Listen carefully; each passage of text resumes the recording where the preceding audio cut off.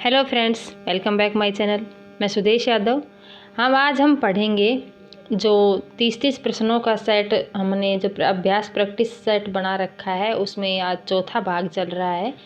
तो अगर आपने वो 3 भाग अभी तक नहीं देखे हैं तो आप उनको देख लीजिए, और उनका जो हमने जो वीडियो बनाई है वो उसमें संभावित या कुछ ऐसे क्वेश्चन डाले हैं, ग्रामर के भी हैं, उसमें संधि के भी हैं, उसमें धातु रूप के भी हैं, और रूप भी हैं, अव्यय भी है, प्रत्यय भी है। उसमें सब पूरा ग्रामर मिक्स किया गया है। मिक्स करके उसमें पूरा जो इम्पोर्टेंट क्वेश्चन है, जो एग्ज़ाम में पिछले एग्ज़ाम में जो पूछे गए क्वेश्चन है वो हमने डाले हैं।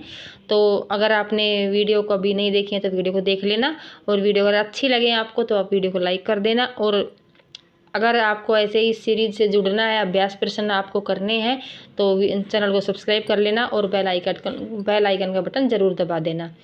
तो चलिए अब शुरू करते हैं। पहला प्रश्न है, संस्कृत में पुरुष कितने प्रकार के होते हैं? संस्कृत में पुरुष 3 प्रकार के होते हैं। प्रथम पुरुष, मध्यम पुरुष और उत्तम पुरुष। प्रथम पुरुष क्या होता है? कोई कुछ भी कहता है या कहने वाले को प्रथम पुरुष कहते हैं। मध्यम पुरुष कौन होता है? मध्यम पुरुष सुनने वाला मध्यम पुरुष होता है, जैसे तुम दोनों। और प्रथम पुरुष में कौन होता है? वह, यानी कि वह पढ़ता है, वह स्कूल जाता है। तो वे दोनों स्कूल जाते हैं, तो वो क्या हुआ? प्रथम पुरुष हुआ, और ये हुआ मध्यम पुरुष। और उत्तम पुरुष, लिखना भूल गए लेकिन हम बता देते हैं। उत्तम पुरुष मैं हूँ, यानी कि मैं जो बोल रही हूँ तो मैं क्या हूँ? उत्तम पुरुष हूँ। ये मेरा छूट गया है, तो इसका क्या होगा? उत्तम पुरुष यानी कि मैं। अहम आवाम वयम, मैं, हम दोनों, हम सब। तो ये क्या होगा? उत्तम पुरुष। अब संस्कृत में वचन कितने प्रकार के होते हैं? संस्कृत में वचन 3 प्रकार के होते हैं, एक वचन, द्विवचन और बहुवचन। संस्कृत में लिंग कितने प्रकार के होते हैं? संस्कृत में लिंग भी 3 प्रकार के होते हैं, यानी कि पुल्लिंग, स्त्रीलिंग और नपुंसक लिंग। देखो, वचन में क्या होता है? ये तो बेसिक सी चीज़ है, आपको ये तो सबको ही आती होगी। एक वचन में क्या होता है? एक वचन में 1 होता है, द्विवचन में 2 होता है, और बहुवचन में बहुत सारा होता है।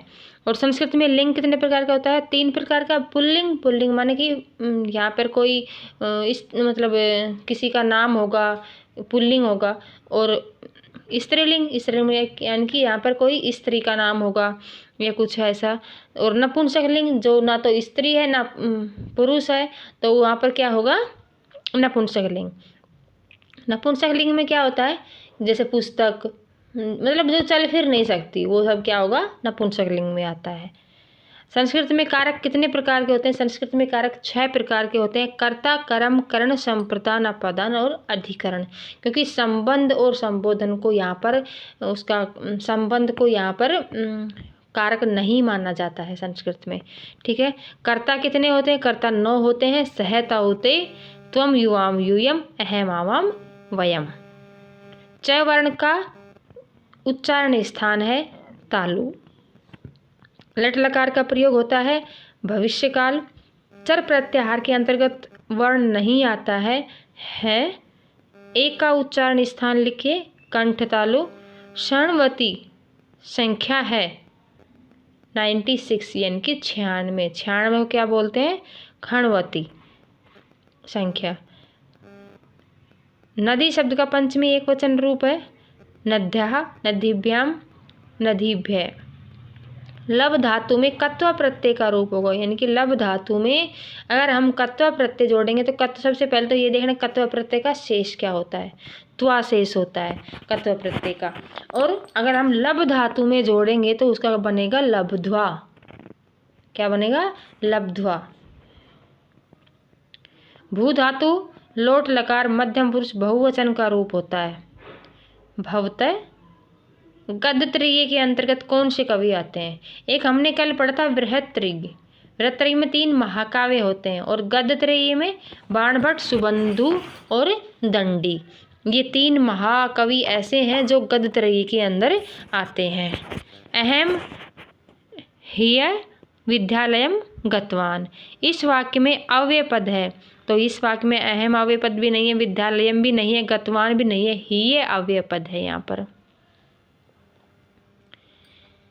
चौरात विभक्ति में, चौरात पद में कौन सी विभक्ति है? चौरात विभक्ति मानी यहाँ पर पंचमी विभक्ति है, क्योंकि भय के योग में पंचमी विभक्ति का प्रयोग होता है।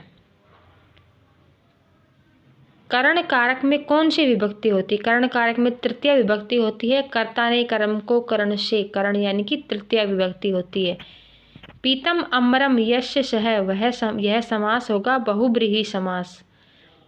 सबसे पहले तो आप लोग एक काम करना, क्योंकि इन सबका ये जो हमने प्रैक्टिस सेट बनाए हैं ये बहुत ही काम के हैं। जो एग्ज़ाम में लास्ट ईयर में, जो प्रीवियस ईयर में जो एग्ज़ाम हुए थे उनमें ये क्वेश्चन सभी आए हुए हैं।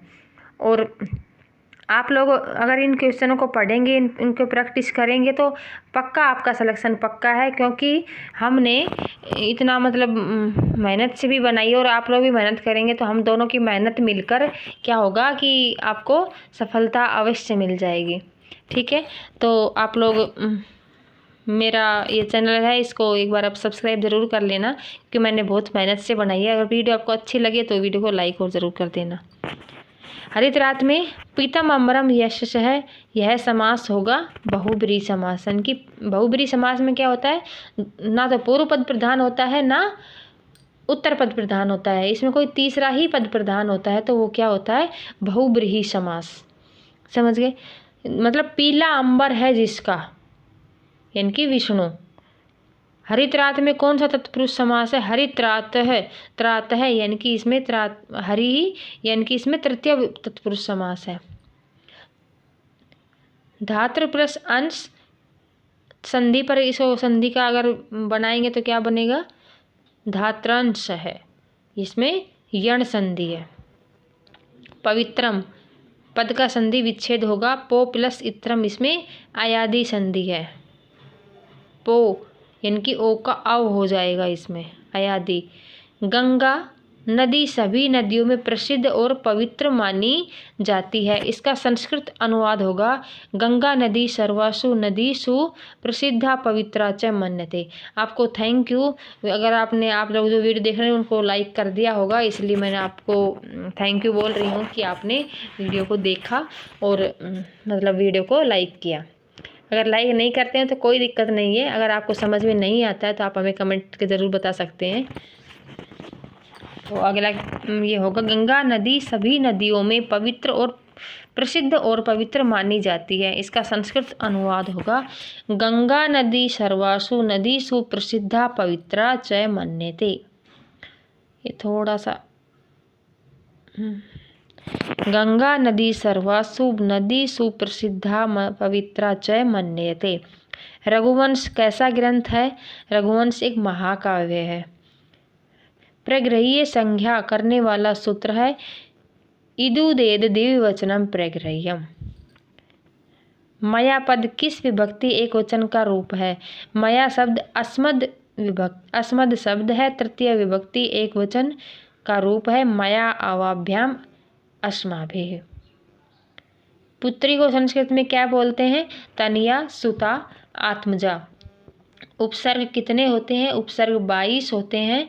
और 22 कौन कौन से होते हैं? प्रत्यय का कोई मतलब प्रत्यय कोई भी कन्फर्म पूरा नहीं गिनती में नहीं होता है, और जो उपसर्ग है उनका पूरा होता है। संस्कृत में ये उपसर्ग 22 होते हैं। प्र, परा, अप, सम, अन, अव, निस, निर, दुस, दुर, वि, आ, नि, अधि, अपि, अति, सु, उत, उद, अभि, प्रति, परि तथा उप, ये उपसर्ग होते हैं। कोई भी धातु से पहले जुड़ता है या शब्द से पहले होता है वो क्या होता है? उपसर्ग होता है, और बाद में होता है वो प्रत्यय होता है। तो आपको वीडियो देखने के लिए बहुत बहुत थैंक यू, धन्यवाद। आपने इतना वीडियो को समय दिया और आपको बहुत बहुत थैंक यू, और आपको बेस्ट ऑफ लक तैयारी करने के लिए। Thank you, bye.